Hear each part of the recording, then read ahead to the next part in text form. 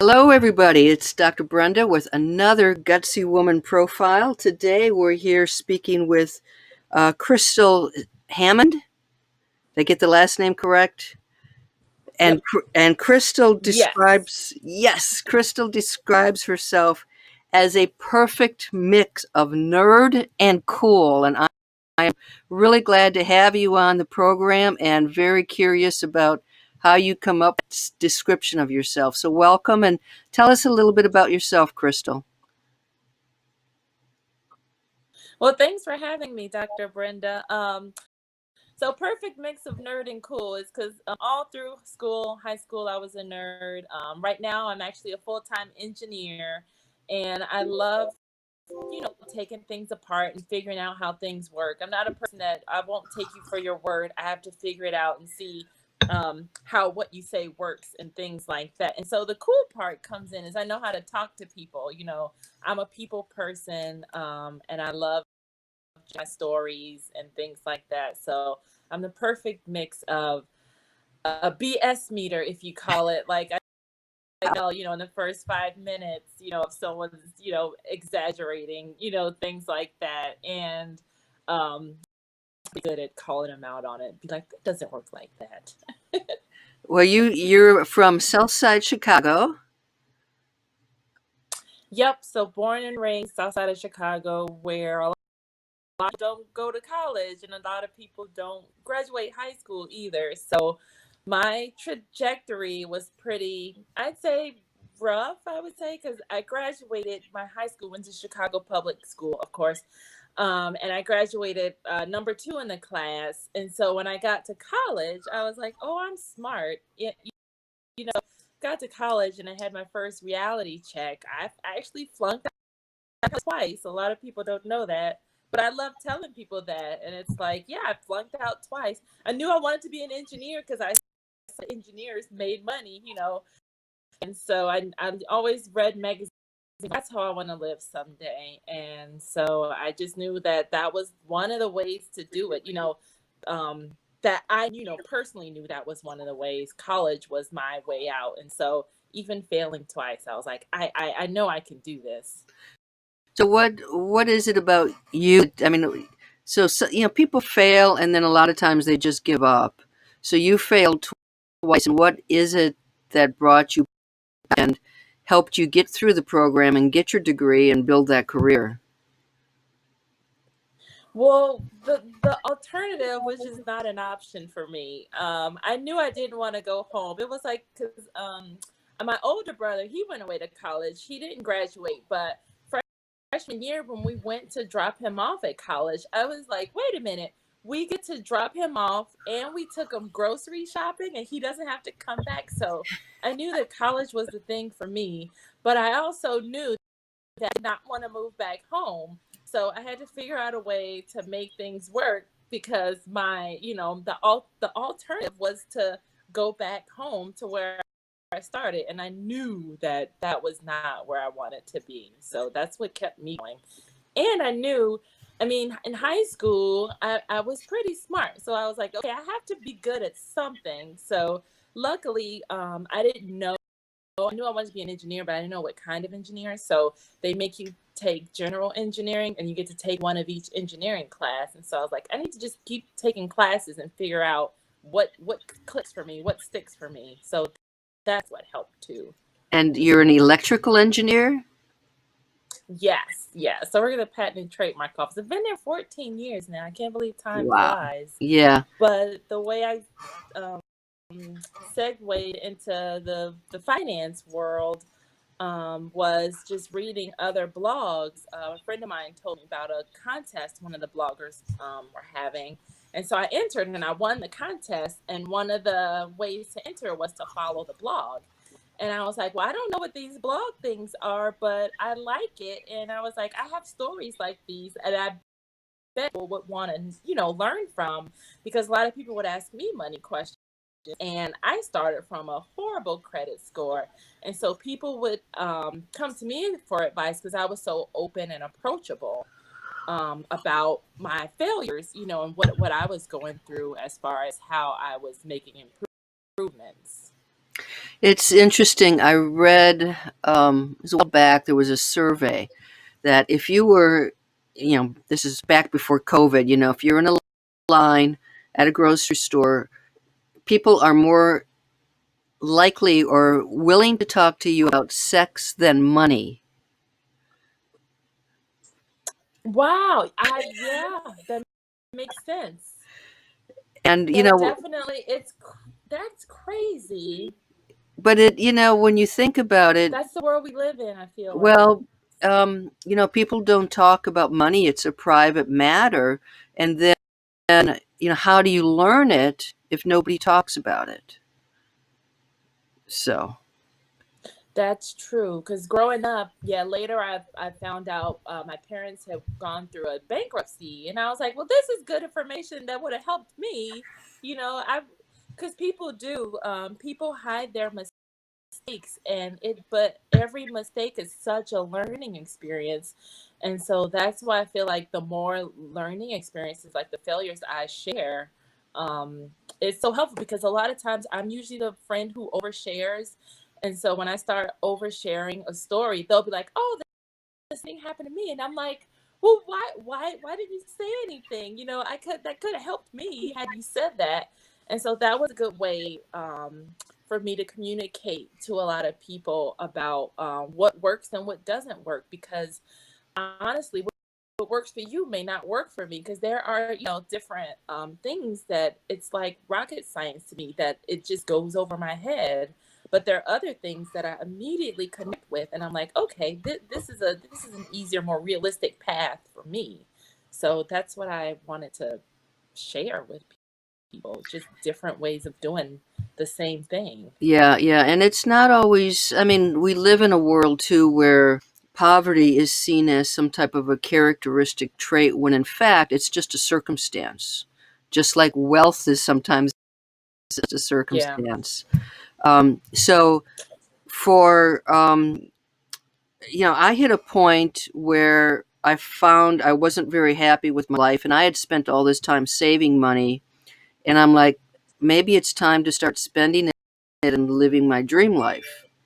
So, have you gotten to that point where you're like, okay, I'm in a pretty good place? Do you, I mean, what's your dream life? What do you want to be doing?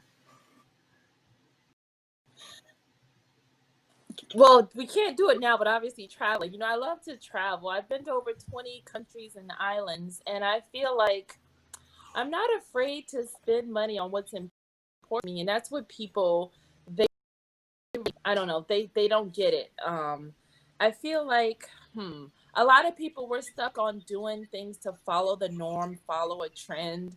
Like even growing up, I noticed like even though it was a poor neighborhood, everybody had Jordans, and I'm seeing on social media that that's what people are buying for their, the kids now, and I'm like, you should be buying, like not you should be buying, but I was like, your money go further if you bought stock in Nike.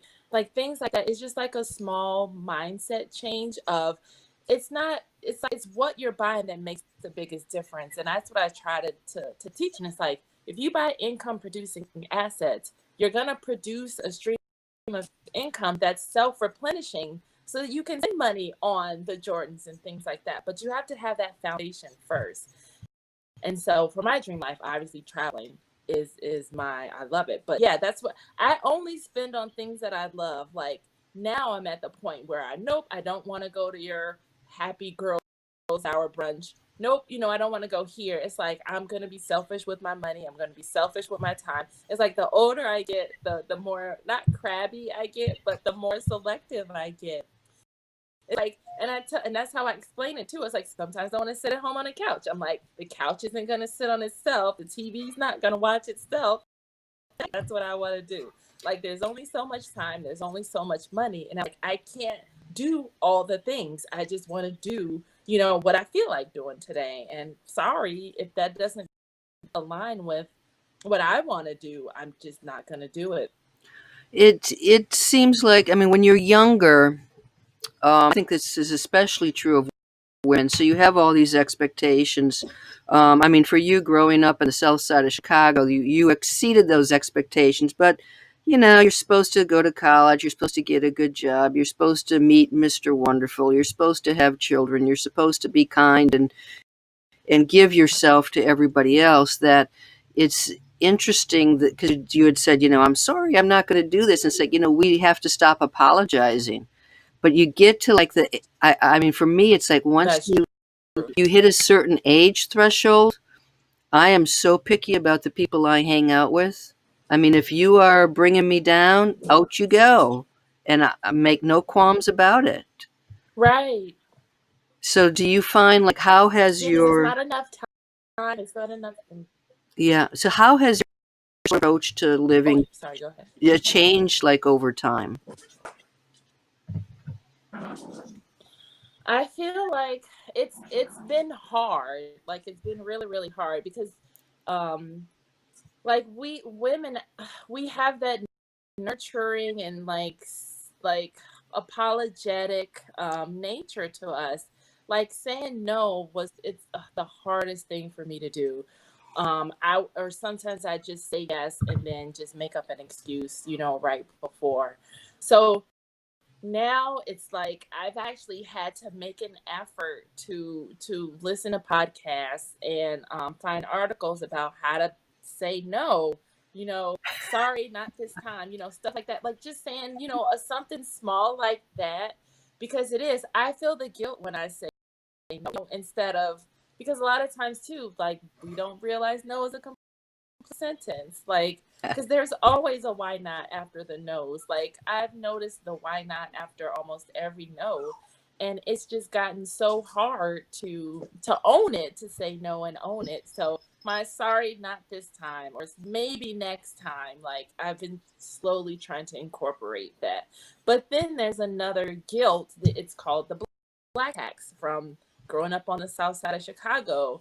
And so, I made it. I have this good government job. So now it's time to take care of everybody else back home. And it's like, that's another guilt trip that, I constantly live with too. So it's like, some of the battles are easier won. And I love the path of least resistance sometimes. So there's some areas where I love telling people no, but then you may know some people too, where just the guilt is so much there. You're like, I can't help it. But yeah, but those instances are now a lot more few and far between than, when I was in my 20s, 30s. Like Yeah. getting older, Yeah. it makes a difference. Yeah, it's where I see women really struggle is especially now with COVID. I mean, some have had to leave work to educate their own children. And then you get to a certain age and you may have elderly parents who are dependent on you in many, many ways. And it's like, our lives are on hold because we're taking care of everybody else. I mean, do you see like, is there a balance that can be reached with all of those expectations and sometimes obligations we feel? That's tough. And I've struggled with this, like carrying that burden on my own. And so this was like the first year that I finally like spoke up and said, hey, I'm actually going to need some help now. But I think age, has, every year that I've gotten older, I'm like, I can't continue to live like this. Like I have to start sharing. Like I have to start telling others what I go through, because being strong and, um not wanting to ask for help and things like that, that's what, how I am as a woman. And so asking for the help and needing others, it's hard to do sometimes. So that balance just comes from trying to just knock down the walls. Like I'm supposed to do like a open kind of sharing thing where I'm like, okay, look, this is how much money I have. This is what I spend on this, is, and it's like, just to be more honest about, look, this is where every penny goes. I check every account every day. Like I'm obsessed with it. I would love to see the energy like that, in your parts for your own stuff, because I can't do it, so of course I haven't done this, but I'm slowly getting a little more comfortable. I almost want to like recruit my grandma. Like, can you help me talk to these people? It's So it is. It's just I think the more I share. yeah, it's I know that there's a lot of talk in the blogger personal finance blogger community about transparency. And I know that I mean so I've got a blog and Yeah. I've disclosed, my net worth on it. And um which is, it's a bit uncomfortable because you don't want people to approach you, but at the same time it's like, how did you get there? I grew up in Wisconsin on a farm, so I also, am not doing what was Ah, expected of me. But I know that I have felt taken, reading about somebody who retired at the age of 32 and never talk about their income, and then later you learn they're making $400,000 a year. So, I mean, it is yeah. important to sort of document.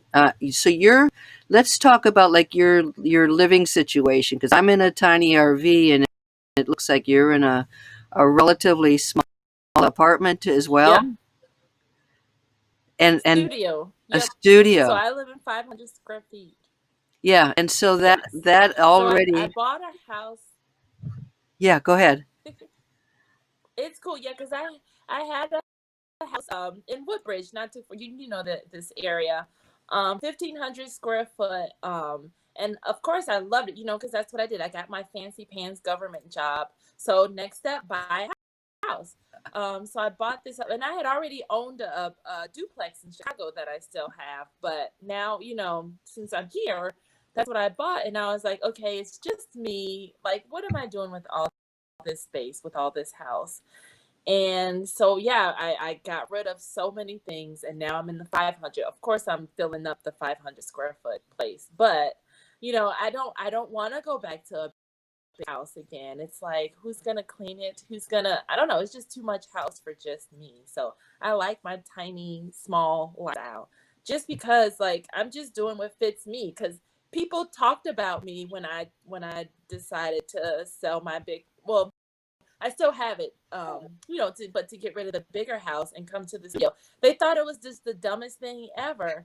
And I'm like, well, I can walk to work, I can walk to restaurants, I can walk to shopping, walk to Whole Foods. Like, this was a no brainer for me. But the people who didn't get it, I didn't care because we're not on the same page, and that's fine. We have nothing in common, and that's fine. Like, if that's what you want, it's totally fine with me.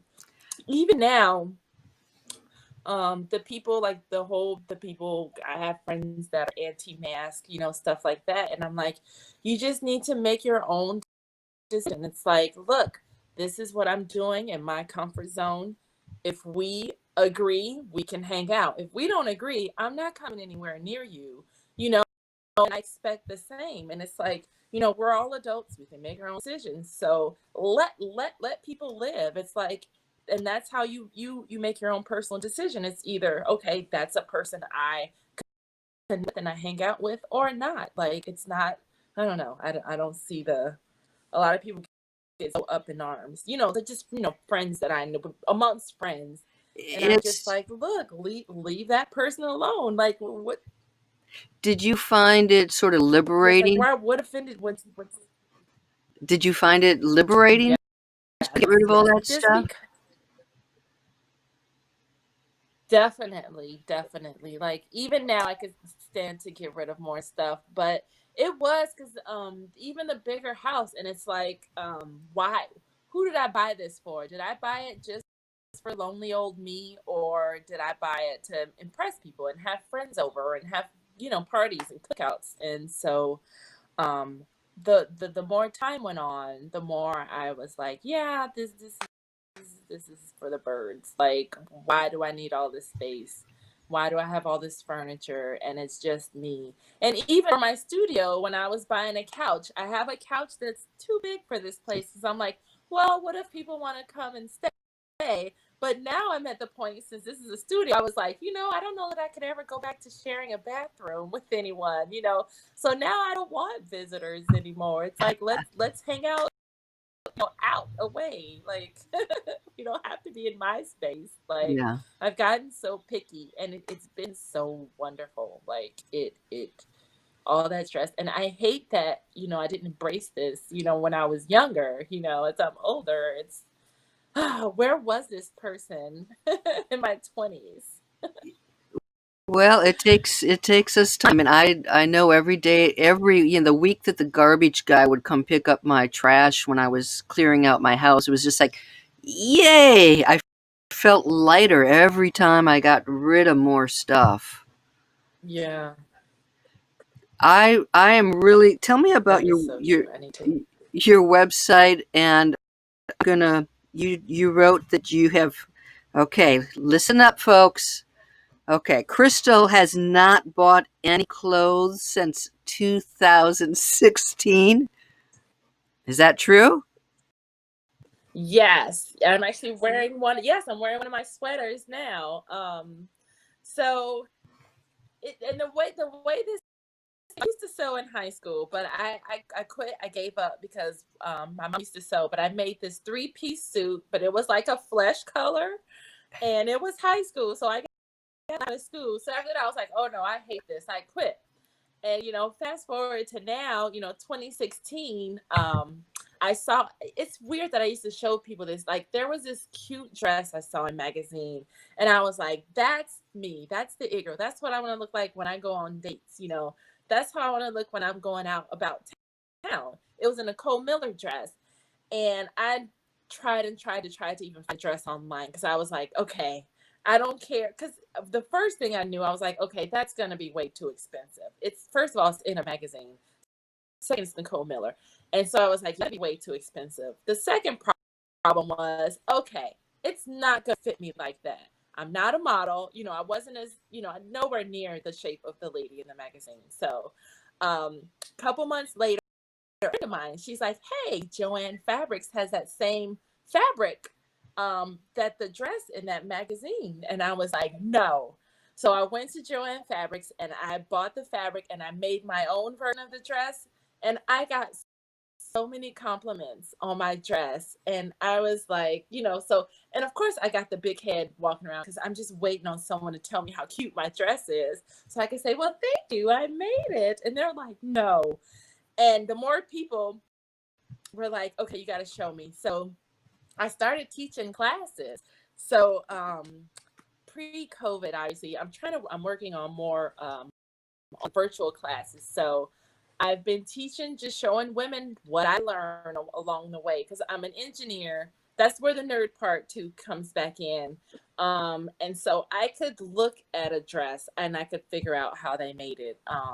Just because that's how my mind works. But there are other things like certain recipes, cleaning, organizing, cannot figure any of that out. But sewing, that's my wheelhouse. And so I can figure it. And so I've shared what I've learned, and a lot of the things that we make, it's usually no pattern either. It's just going, you measure your waist, you want to make a skirt, all right, let's measure your waist, how long, short you want it, all right, and then I just show how to cut the fabric. And when I have my classes here in Alexandria, I bring everything. So I bring the machines, the fabric, all the supplies. So in like each class is about 2 hours. So you come in with nothing, and then you leave 2 hours, about the same amount of time it takes to watch a movie with a custom fitted piece. And you love it because you got to pick out your fabric. You got to, make it as long, short, tight, or loose as you want it. And that's what women want, like, and the confidence factor, because when you can walk in no sewing skills and you can just make something cool. That's what I like. I love that we would do little mini fashion shows after class, and just how happy the women are. It's like they were like, I was not a believer. I did not come in thinking that I would leave with an actual something I want to wear. So So your that's what I do. My your side hustle uh, turned big. so your website, and I'm going to have a link to the comment, but Sews of Fab, SEWSOF. So fab. SO. Yep. FAB. So fab. sell it for us so people can find it. Yes, SEWSOFAB. And so now I'm working on a box, like a monthly box, so that I'll send you everything, and then we'll work on something together for themes too, because winter's the furry part, like, and I did a fur class where we made a cute little furry vest. We've made blankets in class. Like, we've made like so many things like over the years.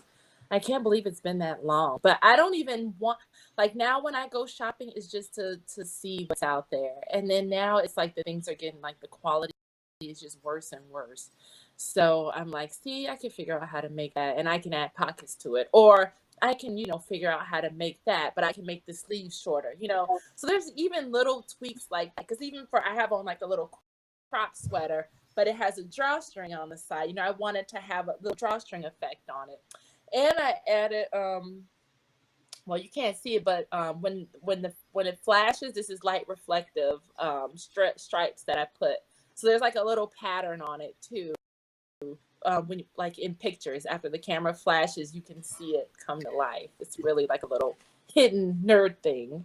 So women buy like a box of the fabric and the supplies, and then you go online Yep, and it show comes them with how to all the do it. supplies. Yep, we make. Is that Yes. Yep. that's really I have a neat? Are few. you are you I have a few seeing boxes. Yeah. are you seeing a lot of people more? Are you getting more subscribers, more customers? Well, that's the thing. So since COVID hit, the thing has been the face masks. So I've made over 700 face masks since March, and I had been in face mask over zone for now. And I actually created a YouTube video showing people how to make the masks. And because in March and April, I was just making masks for anyone who asked. I would just send them out, send them out, send them out until about, yeah, mid-April, late April. I was like, okay, Crystal needs some sleep.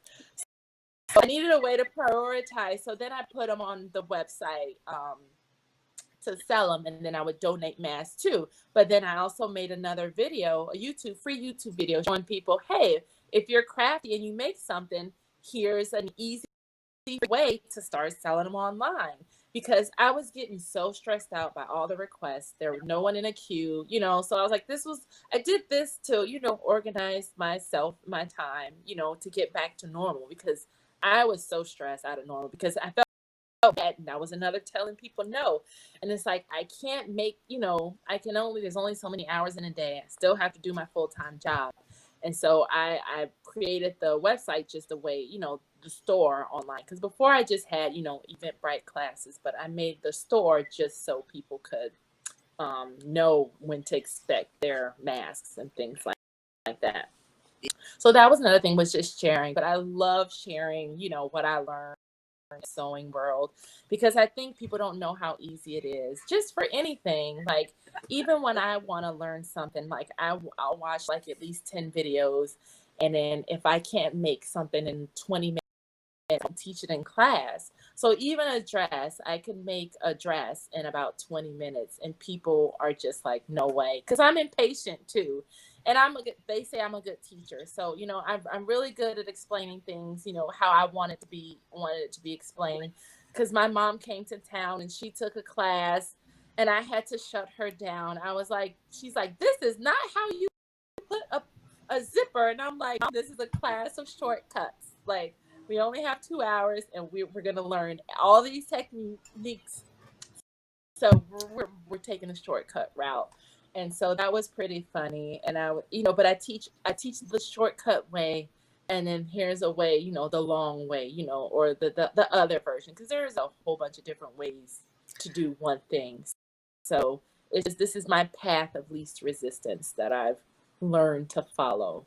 It's been interesting watching the mask become a fashion statement, and so many Mm-hmm. women have started Etsy stores. And I mean, I've got a mask with cats on, I've got a mask with RVs on. It's like it's just like it's been really interesting, but it's, I mean, with COVID and this horrific economic situation that many people are in, it's been fascinating to me to watch people, and especially small businesses, innovate and go from, the brick and mortar store and in-person classes to now a website. And I'm going to be able to show this to you online. I mean, do you have any advice for the women out there who are like, my job is gone, or I'm hardly working any hours, and I'm struggling. I don't know where to look to find some income.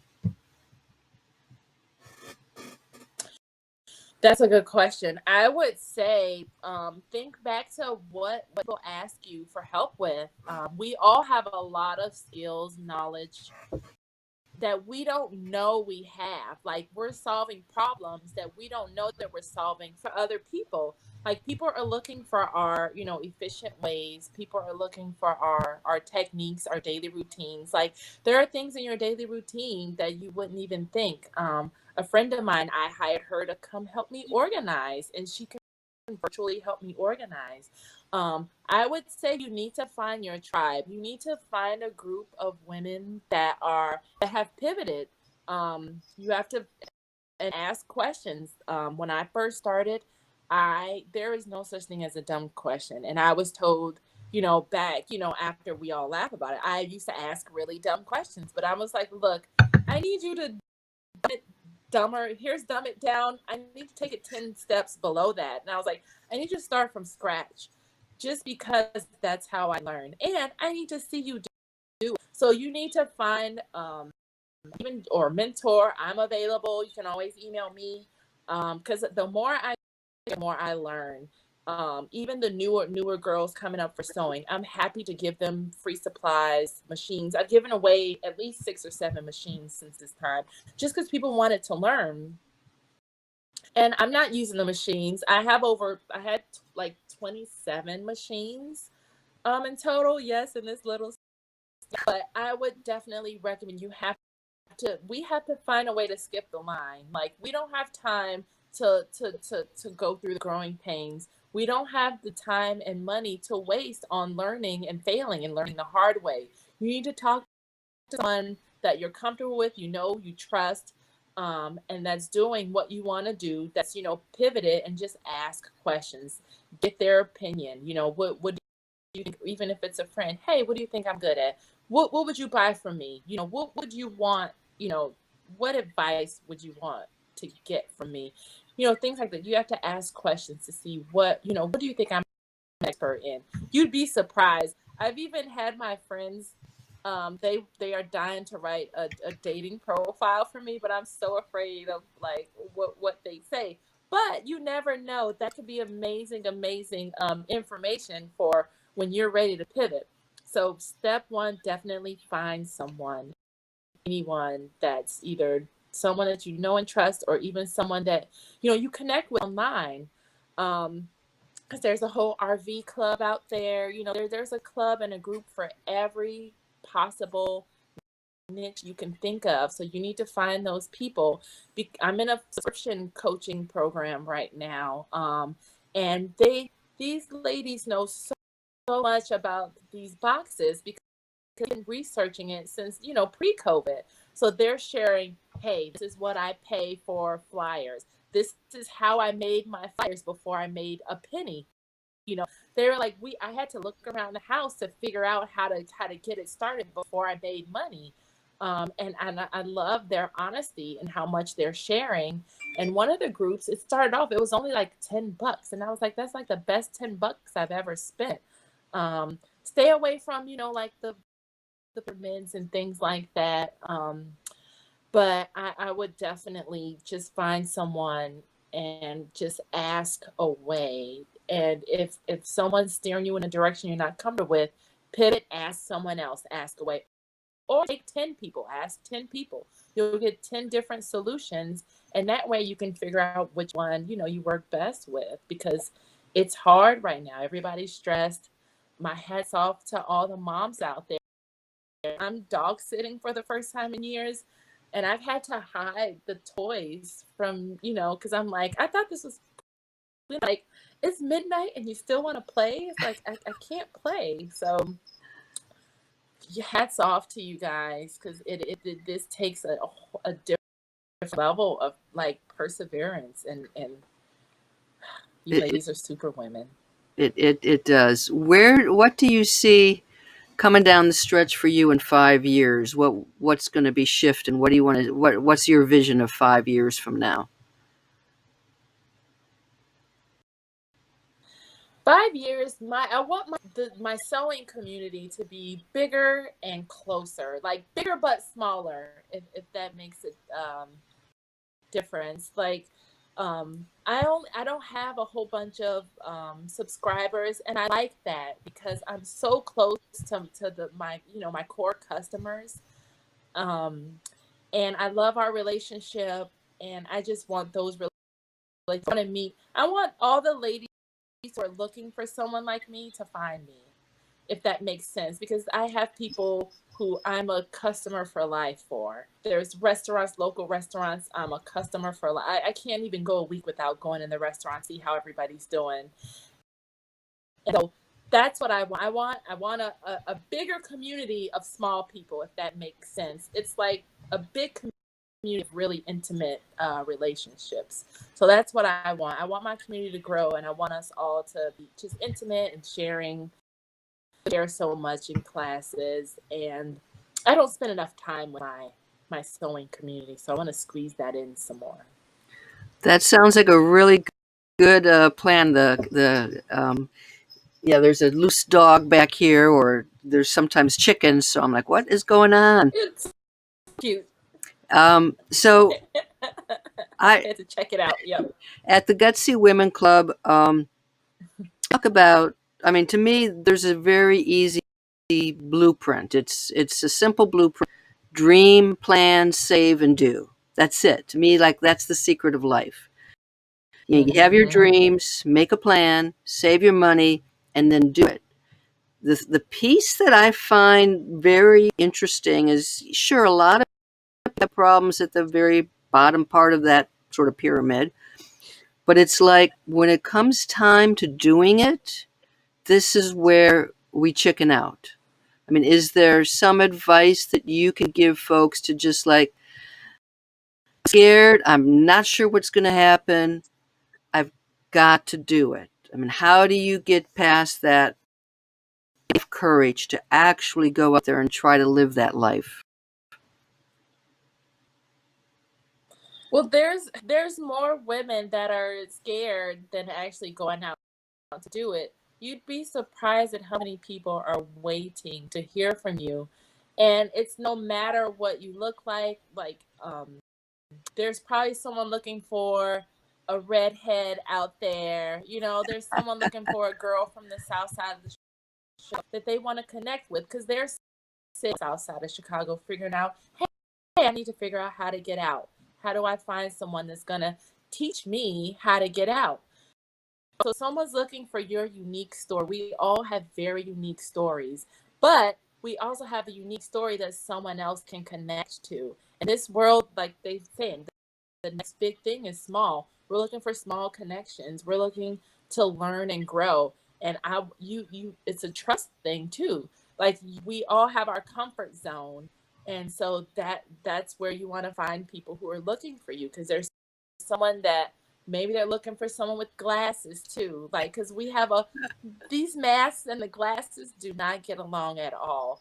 So there's solutions that I've come up that people are probably looking for. So you'd be surprised. Just be open, be honest, and just start, because there is someone looking for you. Even my first sewing class, the first class, nobody signed up.